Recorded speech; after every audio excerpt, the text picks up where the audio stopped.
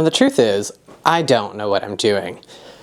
But I bought this $100 tree off of Target's website, some third-party fulfillment thing, and thought, what's the worst that could happen? I wanted a sparse tree this year because we all know how trendy they are, but I didn't want to spend the $400 or $500 or $600 for a style that may ultimately be in vogue for, I don't know, a year or two. So this is my Christmas tree. If you've watched my reels, you know that last year I put up 4 or 5 trees and my friend Tyler came down and helped me. Well, this year I'm on my own. He's down in Georgia and I'm not even gonna be home most of December. So I thought I'm gonna do one tree. It's going to be nostalgic. That's the only rule. I'm gonna pull out all my favorite ornaments and I'm gonna share it with you. So today I was on Walmart's app and I bought like $12 worth of red ribbon. These were very last minute decisions. And now I'm just going to hang some ribbon on the sides of this tree that you're gonna see from the living room or this video, wherever you're viewing this video. So may all the people that are looking in my windows not hold it against me that I'm not going to decorate the window facing side of this tree. But the goal is to do this tree for about $150 because I probably have 9 or 10 trees in my rotation that I put up depending on how long I'm going to be home in December. You see, my birthday is December 9th, so I typically will go away for a week or 10 days and then I'm basically only putting this tree up for you. And I do kind of like this tree. It's a nice, it's a nice excuse to visit all of my ornaments. And as you're gonna see, many of these ornaments I have inherited, or I've collected, or have been made by friends. And I think that's worth celebrating. I think this year, more than most years, from what I'm seeing online with people who already have their trees up, or who had them up before Halloween. By the way, it's 2 days before Thanksgiving if you're viewing this. So this is like the appropriate time to put up a tree. Seems like everybody's just feeling nostalgic. It's sort of the year that everybody threw the rules to the road. And I love that. I have never been a fan of deco mesh. I have never been a fan of, you know, a fully immersive themed tree. Now, when I was a kid, I did think like, oh, that's gotta be the way to do it. You've gotta have like stuff full and it's gotta have a theme. But these days, I don't think that so much. I think a tree should bring you joy. And for me, because I'm an only child of an only child, Christmas is not always the most exciting time of year for me. But you know, when I get to revisit all these ornaments that I love, they are the same ornaments that, and I'm going to pull out some photos in a little bit, have been hanging on trees in this house since the 50s. That means they were my grandparents' ornaments. Or they are the same ornaments that I would put on my Aunt June's tree back in 1995 when I first started helping her put up her Christmas tree next door. So for me, okay, well, disclaimer, if I fall into the tree, you didn't see it, but I didn't screw the tree in super tight because I'm not sold on the tree skirt. I'm using like a yard of fabric, and I do think I need more, so we'll see. But as you can see, I'm just cutting these in like, I don't know, like 18-inch, that one's probably a little short, like 18-inch lengths. And I'm just going to keep layering this. Now, I bought multiple sizes. Let's see, we could do a long one. I bought multiple sizes because I was talking to Tyler and I was like, what advice do you have? Because I love the trees that he does. You know, he has the 2 booths between Crestwood Mercantile right outside of Louisville and the booth that he shares with Jared at door 15 in Hudson, New York. You know, I've got to do all the sales pitches. If you're viewing this far, you need to know everybody in my friend circle. I think he does these really beautiful trees, and I was sort of studying his posts the other day as they were getting ready for the open house there at Crestwood Mercantile in Crestwood, Kentucky. And I loved that he had found, he told me where he got it, and I don't remember, but he had this dead stock ribbon.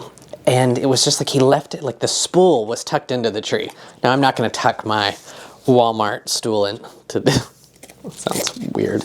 I'm not going to tuck that in, but he told me to use different widths and different shades. And so this is just that satin. I think like this was like $2. And my parents' tree I'm doing velvet on. And they were paying for it, so I went for the much more expensive. But I'm gonna do the same concept on their tree, except it's going to be just earth tones because I love a cream. I love a cream. And I don't know why I settled on red, other than it was the ribbon that was available at my local Walmart for delivery today, because we have our Christmas giveaway series that technically starts as soon as I finish this tree, and I wanted that to have my full focus. Okay. Well, I love this, and let's recap. We've got at most $5 worth of ornaments on this tree. Yes, there were two red balls on there to start. I did that last night when I was discussing ideas with one of my best friends on the phone. It was like, send me your Pinterest inspiration, because I don't typically get on Pinterest. When you have my job, Pinterest is a really great place to get imposter syndrome, which I also did on YouTube last night, because I don't really often look at my friends' content because I like to keep my nose to the ground. This is probably admitting too much. But I was looking at my friends last night, a couple of them, because it was just like, my TV's right there, and I've been watching a ton of Martha, because on Prime, the Martha Stewart channel, which is like 24/7 Martha Stewart, and you can like buy the things that she's using, and I like fully now see why people get sucked into QVC, because I definitely have a box on my porch right now that I bought of a cake stand, because I was like, oh, it looks so good in Martha's winter kitchen or wherever they were filming it. And I was like, I need it too, so now I have it. But I was watching YouTube last night, and I saw a couple of friends of mine who I love their content, but I was like, oh, man, they've got a lot of views. Oh wait, I don't even do YouTube. So here we are. This will be my first YouTube video in about 18 months. So back to Pinterest. So I don't find myself on Pinterest very often because I don't really, it's like, you know, imposter syndrome sets in really quickly when you are in the content creation world. And so you'll notice that most of my really close friends are also not content creators, which I think is a really healthy thing. I love my really close circle of friends, and you know, Christy is a content creator, but she is so much more. She's a creator, and we talk shop a lot, and I have friends that I talk shop with, but for things like this, I'm like, I go to my friends and I'm like, okay, you have to send me the links. I can't sit and doom scroll, because I unfortunately know how to convert metrics and views into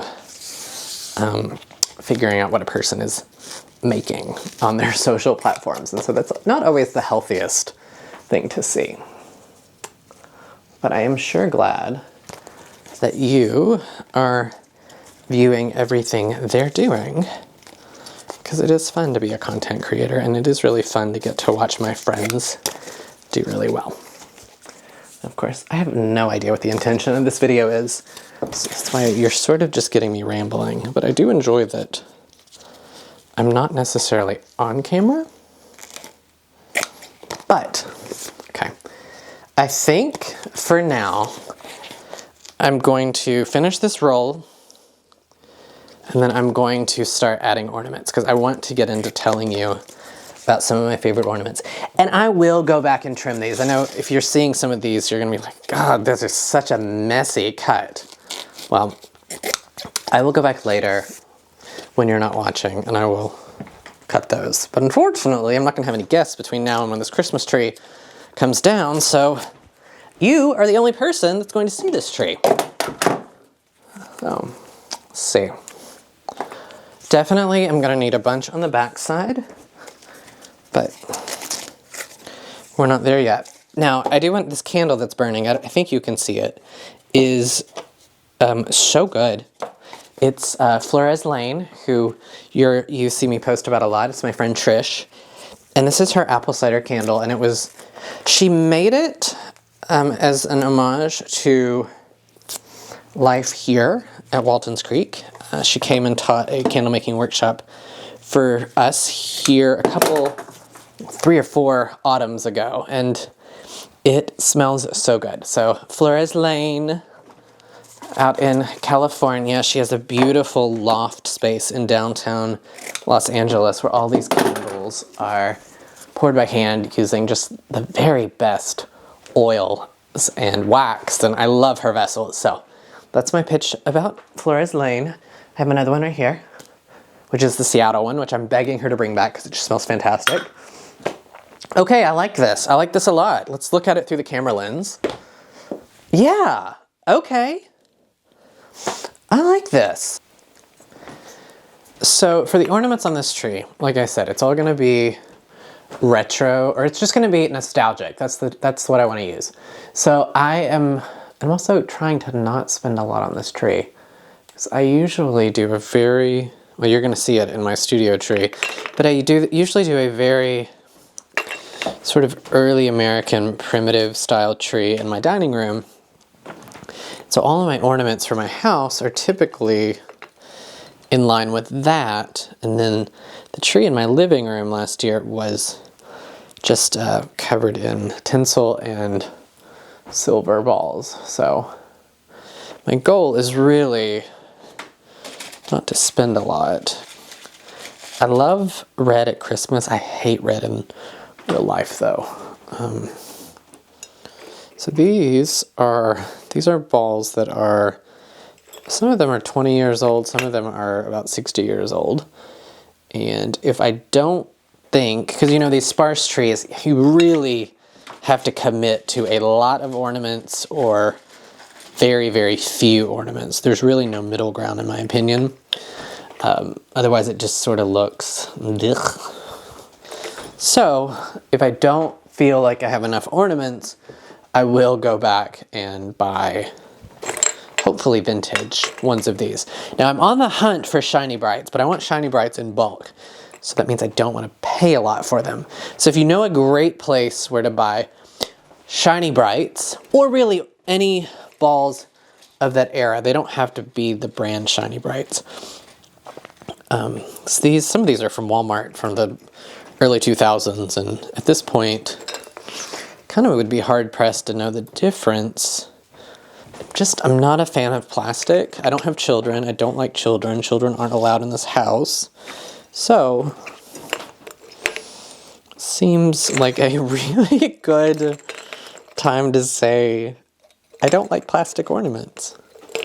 Also, I think this year everybody's switching back to incandescent lights. And it's sort of like, oh, we finally can admit we hate them. Or we hate LED Christmas lights. It took the nostalgia factor out of Christmas, took the magic out of it, and made it just blue. Saw a video today that Jared sent me of this HOA board member saying it looks like a dental exam. And that's the truth. It's sort of like paper straws. Everybody's finally agreeing that we just don't like them. Okay, so these don't have tops on them, and then now we're gonna start on some of my favorite ornaments. So these are, and if anybody knows where I can get more of these, I would love to know. These were my Aunt June's, and every year when I was a kid, I helped her put up her Christmas tree. Probably one of the reasons I don't like Christmas today, because that was the highlight of my Christmas season. I love these icicles. They're plastic. They're really nothing special, but they were Aunt June's, and so they have been shuffled around trees over the years between here and my parents' house, and last year I snuck them out of their house and brought them down here to go on my silver tinsel tree, and I think they're going to be the perfect piece to add to this tree.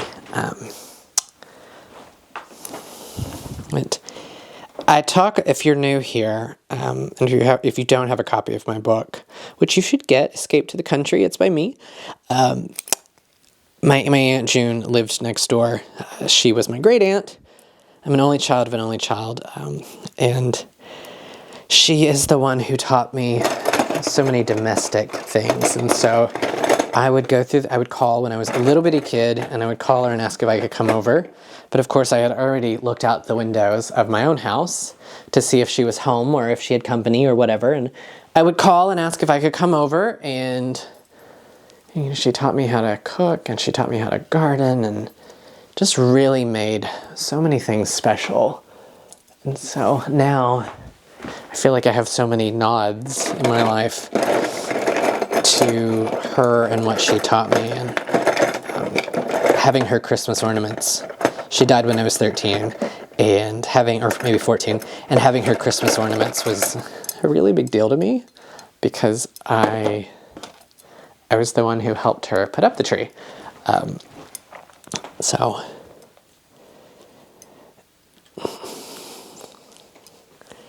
sort of feels like a different lifetime of, like a different planet, even when I would have been next door at her house, and we would have been putting these on her tree, because I've done this so many years by myself now that it sort of feels like, oh yeah.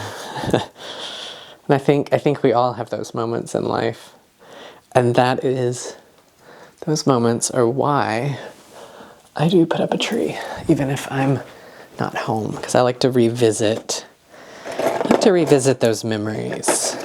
That was really special, especially for an only child. It's really special for me. So,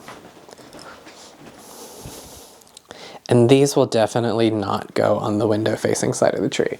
These are reserved for people to see in person.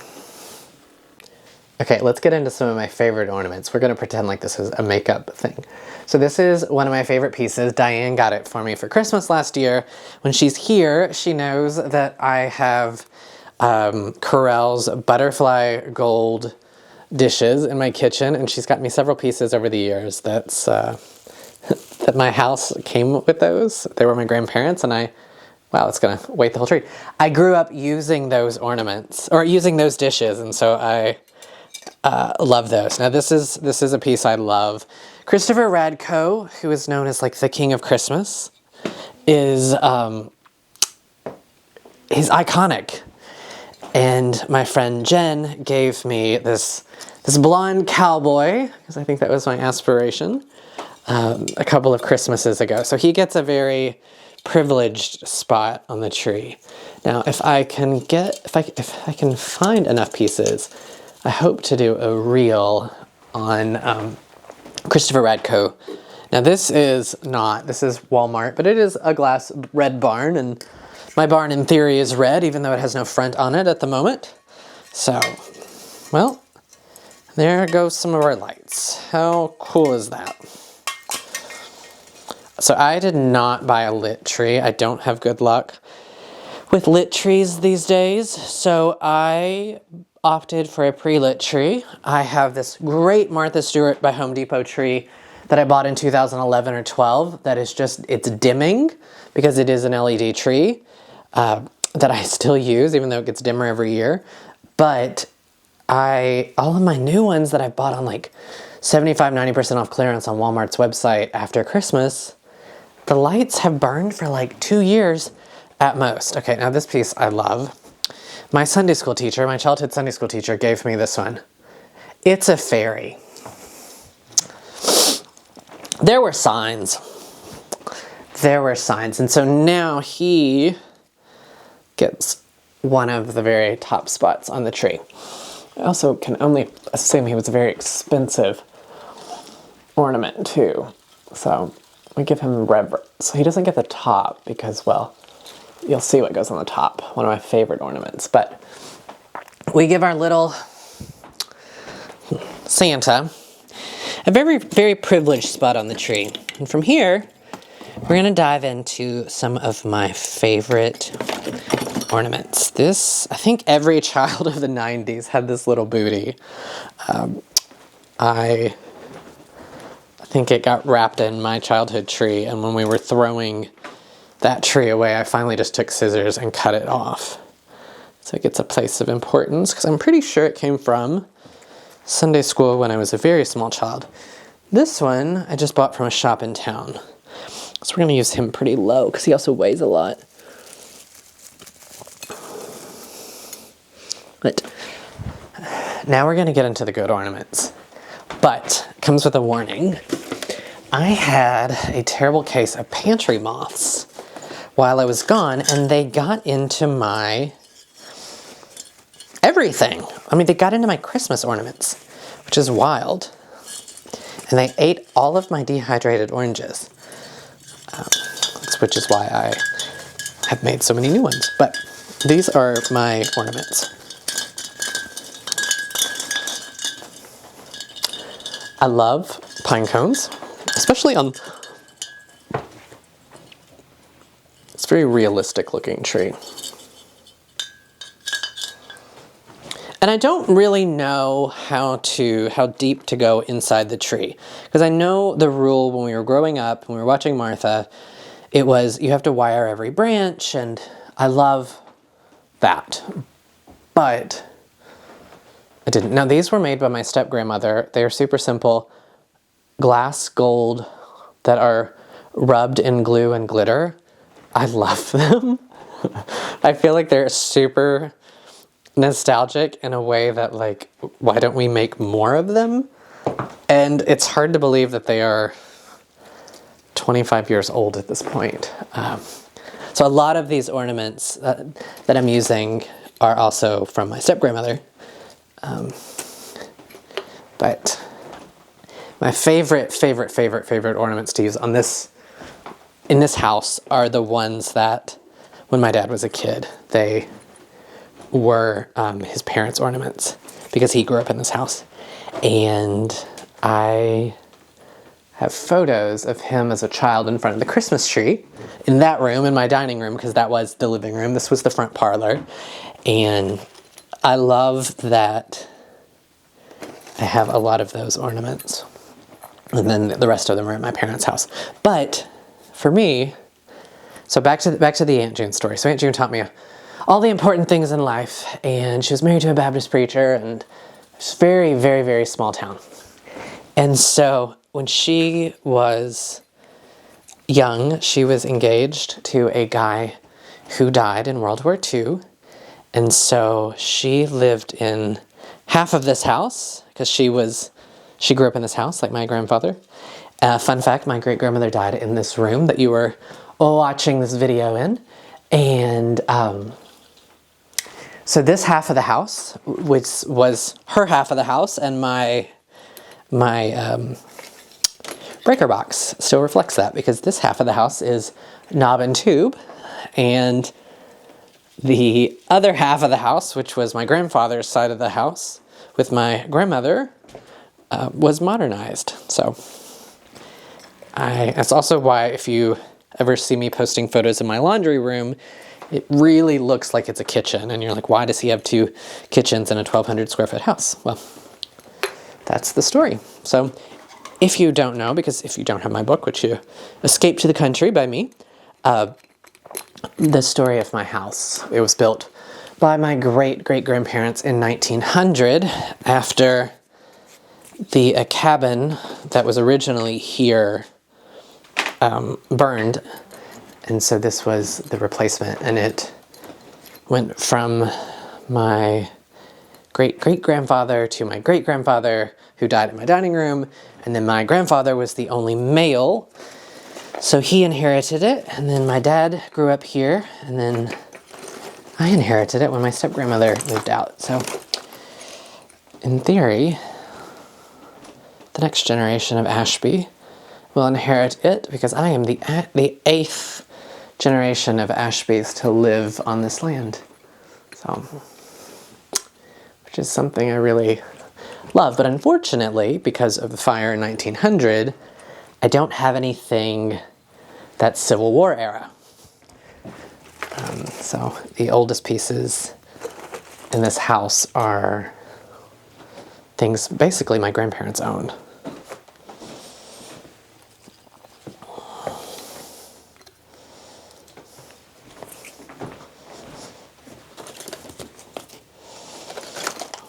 Okay, so these 2 ornaments. This was Aunt June's. It was one of her wooden ornaments that I grew up putting on her tree. And now we're getting into my grandparents' ornaments. When I was a kid, I loved these glass ornaments. And I did the tree here as well, but I wasn't careful enough, and I broke so many of them when I was a kid, and the sad part was I knew I would inherit them, but I just wasn't careful. And every few years I would break another one. And man, I am so careful with them now. There is moth, orange dust all over all of these. Now this one is from my childhood tree, and there's photos of me in my childhood house, which is across the cornfield, with this on that, just like there are photos of my dad with his childhood tree in this house with this ornament, which is a currier and knives. And I love these, but I never see these. Just a simple ball wrapped with a currier and knives scene. I'd love to find more of those. You would think I would have a huge collection of Christmas ornaments because of how much I antique, but they've gotten so expensive these days that I sort of hold off for buying lots at auctions. Okay, so I'm really happy with how this tree is coming, but I also think I'm getting very hungry, and I kind of running out of things to say for this video because I know I'm doing this again tomorrow with the ornaments you're not seeing me do, because I'm doing a very primitive tree in my studio, and that one I think you're really gonna love. So I'm gonna sign off for now. I will give you a final tour of this tree tomorrow when it's daylight, and Merry Christmas, and I'll see you in my studio. Okay, so my tree is finished, and let's take a little tour before dark. And I absolutely love this tree. You know, I was hesitant about it being $100 on Target and shipping from some third party I'd never heard of, but it really is fantastic. So I'm focusing on a few of the ornaments that I love. This one was my grandparents, and so when I was a kid and I would decorate my grandparents' tree, these 2 would be on it, and of course I broke several of these glass ones when I was a kid, and I still regret it. Now this one is one of my favorites. This is one of Aunt June's wooden car ornaments, and there's several on the tree. I really have an affinity for old ornaments, but I kind of prefer they be from people I know. You don't see me typically buying them at stores, but if somebody dies and I know their family, and I'm like, I will buy the Christmas ornaments. This is another one of Aunt June's, and I loved how many wooden ones she had. My grandparents didn't particularly have a lot of wooden ones. So here's another car up here. Oh. And then these, I have a thing for currier knives, because there were several pieces here in the house, and I find it so iconographically American. So I love these. I wish I had more of these. These I would buy if I found more, because they remind me of these, and they were my grandparents. And then Diane got me this one, but I showed it to you the other day. I just want to show it to you again. My butterfly gold. And then this ornament I got from Jen. She gave me, or I think maybe I owe her for it. I don't know. But there's 2 of them. They were made by Patrice Green, who I hope is still making up in Michigan. I love her creations. I have a bunch of things. Let's see. What else is there?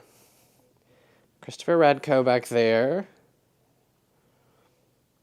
And then These are the shiny brights that have come back to life via Christopher Radko Presents, and these are not the same as this. This is by the person Christopher Radko. This is by the business Christopher Radko. The two are not the same, but that's a story for another day. This was made by a local potter, Claudia Overstreet, and I just think it's so darn cute.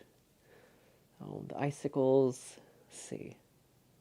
Oh, I love this stocking. It's always been one of my favorites, even if it has lost some parts. This was made by another person here in town, these little snowmen. Oh. Let's see, that's about it. Oh, this one I love. I love this guy. Oh.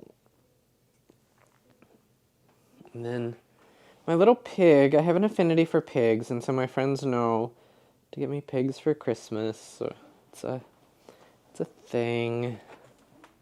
And then this little Avon guy. I don't even know how I got it. I think it was an old lady that died. And I have several Avon Christmases from the 70s and 80s, and I do love those.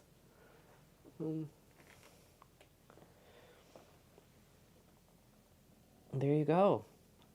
There's my Christmas tree. And I'm so happy. Usually I have 4 or 5 trees, but this year, just this one.